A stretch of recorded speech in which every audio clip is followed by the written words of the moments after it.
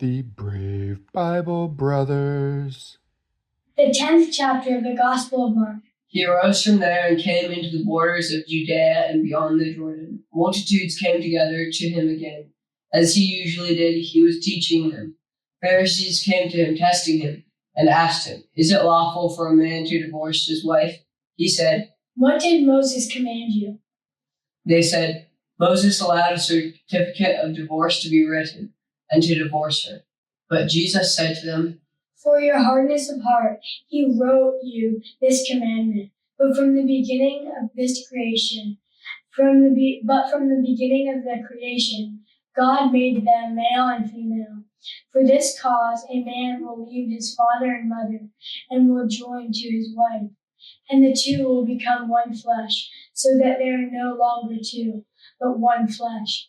What therefore God has joined together, let no man separate." In the house, his disciples asked him again about the same matter. He said to them, "Whoever divorces his wife and marries another commits adultery against her. If a woman herself divorces her husband and marries another, she commits adultery."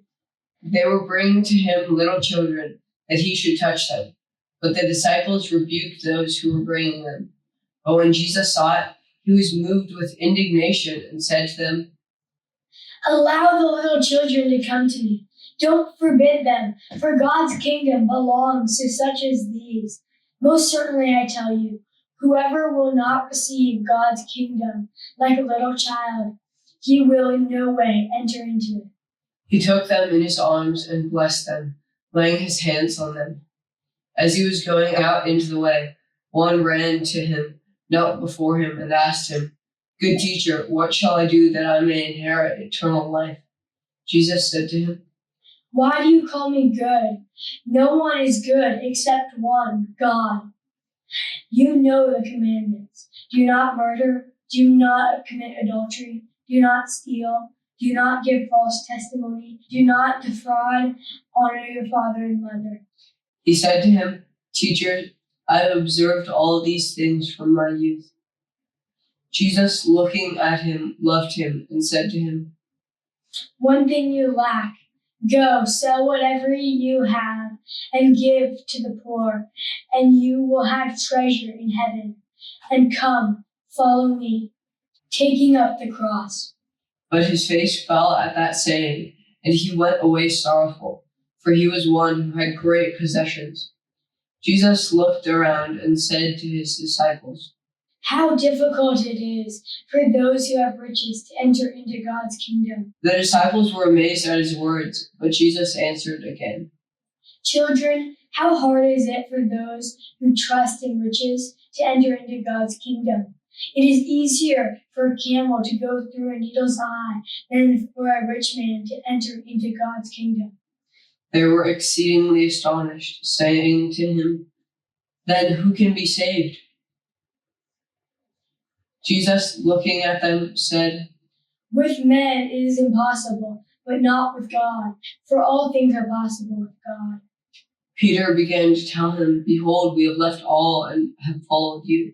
Jesus said, "Most certainly I tell you, there is no one who has left house or brother or sister or father or mother or wife or children or land for my sake and for the sake of the good news, but he will receive 100 times more now in this time. Houses, brothers, sisters, mothers, children, and land with persecutions, and in the age to come eternal life. But many who are first will be last, and the last first." They were on the way, going up to Jerusalem, and Jesus was going out in front of them, and they were amazed, and those who followed were afraid. He again took the 12 and began to tell the things that were going to happen to him. "Behold, we are going up to Jerusalem. The Son of Man will be delivered to the chief priests and the scribes. They will condemn him to death and will deliver him to the Gentiles. They will mock him, spit on him, scourge him, and kill him. On the third day, he will rise again." James and John, the sons of Zebedee, came near to him, saying, "Teacher, we want you to do for us whatever we will ask."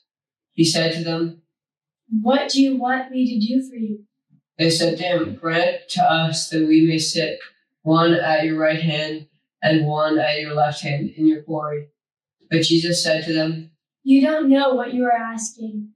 Are you able to drink the cup that I drink, and to be baptized with the baptism that I am baptized with?" They said to him, "We are able." Jesus said to them, "You shall indeed drink the cup that I drink, and you shall be baptized with the baptism that I am baptized with. But to sit at my right hand and at my left hand is not mine to give, but for whom it has been prepared."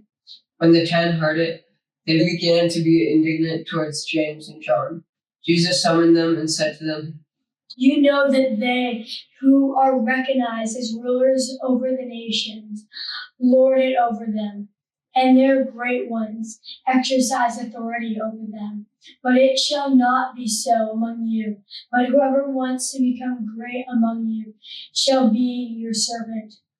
Whoever of you wants to become first among you shall be bondservants of all.